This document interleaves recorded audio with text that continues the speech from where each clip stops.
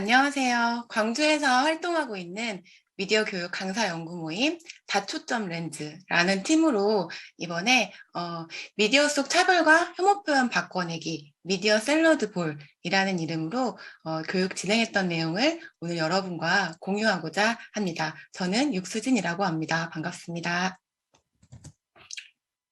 어, 미디어 속 콘텐츠의 다문화 수용성에 미치는 영향의 연구에 따르면 다문화를 다루는 콘텐츠를 많이 시청할수록 다문화를 자연스럽게 받아들이게 된다는 결과가 있어요.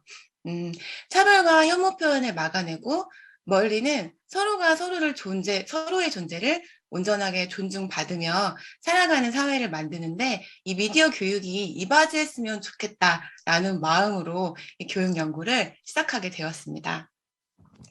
때마침 시청자 미디어 재단에 강사 연구 지원 사업이 있었어요. 그래서 시작하게 되었고요. 저희가 모두 강사 경력이 10년 이상 된 강사들이에요. 그래서 어느 순간 좀 불편한 장면들이 많이 있었어요. 아무래도 제작 교육이 많다 보니까 기획, 촬영, 편집 이런 것들을 급급해서 열심히 따라가다 보면 아차 싶은 부분들이 많이 있었는데요.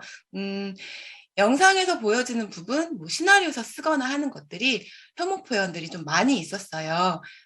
교실 안에서 같이 있는 친구가 피부색이 달라서, 키가 작아서, 여자답지 않아서, 공부를 못해서 다양한 이유로 좀 희화화시키거나 혐오 표현을 인터넷에서 배운 그대로 쓰거나 하는 경우들이 많이 있어서 가면 갈수록 이 거세지는 수위를 어떻게 막을 수 있을까? 당연히 우리는 미디어 강사니까 미디어 교육 안에서 그 역할을 해야 한다라고 생각을 했었습니다. 당연히 이런 생각들은 우리가 교육 안에서 만든 콘텐츠에서 묻어나는 경우들을 많이 보았던 것이죠. 그래서 다초점 렌즈의 팀이 저희가 모이게 되었습니다. 제 앞에도 지금 책이 있는데요. 저희는 공부를 좀 먼저 해보자라는 취지로 가장 먼저 스터디 모임으로 이 두 권의 책을 읽게 되었고, 네, 가장 저희에게 중요한 아이디어를 준 좋은 책이었던 것 같습니다. 특히 이 혐오 교실에 들어오다라는 책은 많은 선생님들이 실제 학교에 혐오 현상이 얼마나 짙어지고 있는지에 대해서 이제 연구물로 써놓은 내용이 있는데 미디어 교육 안에서 좀 적용할 수 있는 사례나 아이템거리들이 많이 있어서 저희가 교육을 마련할 때 좀 많은 도움을 얻었던 책이었습니다. 그래서 그렇게 교실 속 혐오 현상에 대해서 실태를 파악하고 또 교육 개발을 하게 되었고요. 마침 저희가 이 교육 개발을 마칠 때쯤에 교육은 이렇게 8차시로 교육안을 마련을 했습니다. 대중문화 속 차별 들여다보기, 미디어는 모두에게 공평할까? 또 아무래도 청소년들이 가장 많이 좀 직면하고 있는 문제라고 생각하는 미디어가 부추기는 물질 만능주의, 또 외모 지상주의. 5번째로는 성별 고정관념. 여자답게 남자답게 말고 나답게 학생들이 온전히 자신을 긍정할 수 있는 거리들이 있었으면 좋겠다. 그런 목적으로 만들어진 샷이었고요.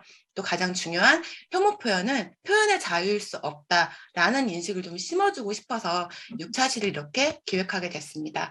그리고 마지막에는 이렇게 앞서 배운 내용들을 학생들 스스로 자신이 직접 캠페인성 메시지를 담아서 카드뉴스를 만드는 제작 활동까지 이렇게 8번을 해보면 좋겠다. 우리가 올해는 연구 모임이라 공부만 하지만 내년에는 좀 교육 현장에서 이것들을 해볼 수 있지 않을까? 또 이런 키트를 만들어서 더 많은 강사 선생님들과 나눠서 좀 유용하게 쓰면 좋겠다라는 생각을 했는데요. 저희가 참 운이 좋게도 이 교육안이 마련될 때쯤에 한 대안학교에서 특강을 좀 해달라는 요청을 받게 됐어요. 두 군데였는데요. 내미학교라는 대안학교와 또 동구 학교 밖 청소년 지원센터, 학교 밖 청소년들을 대상으로 교육하게 됐는데 아쉬운 건 8번 다 하면 좋았겠지만 딱 2번의 시간만을 주셔서 이 8번 중에 뭐가 제일 시급할까라고 생각했을 때 아무래도 그 외모 지상주의 또 한 대안학교에서는 실제로 학생들 혐오 표현 때문에 학생들 간에 좀 갈등이 있었다고 들었어요. 그래서 그 담당 선생님과 논의하에 이 2가지를 중점적으로 교육해보자라고 마음먹고 교육을 들어가게 되었습니다. 그래서 공부 모임으로 시작해서 교육안을 개발했더니 의외의 교육 기회가 주어져서 이제 학생들이 많지는 않지만 보시다시피 작은 대안학교였는데요.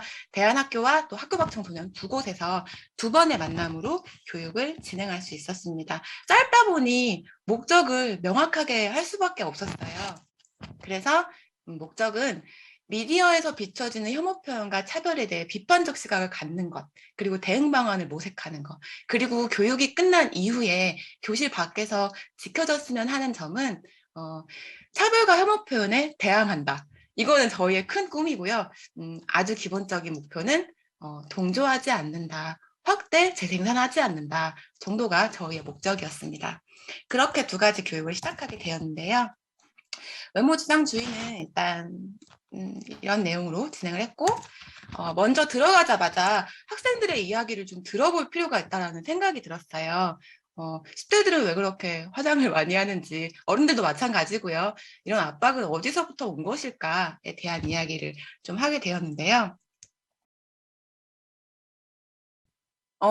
패들렛을 통해서 익명으로 학생들의 이야기를 좀 들어봤어요. 근데 여기 보다시피 틴트 안 바르면 자꾸 아프냐, 뭐라고 한다, 뭐 살 좀 빼라고 하라 하면서 의외로 일상에서 많은 억압들을 좀 받고 있다는 생각이 들었어요.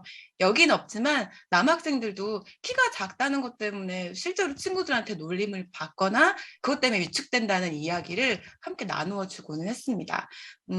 사회적 영향을 분명히 받고 있다라는 건데요. 그게 어디서부터 왔냐? 우리가 사회에서 영향을 많이 받는다. 네. 그래서 함께 학생들이 많이 볼 법한 인기 있는 예능 프로그램을 함께 비판해 보았습니다.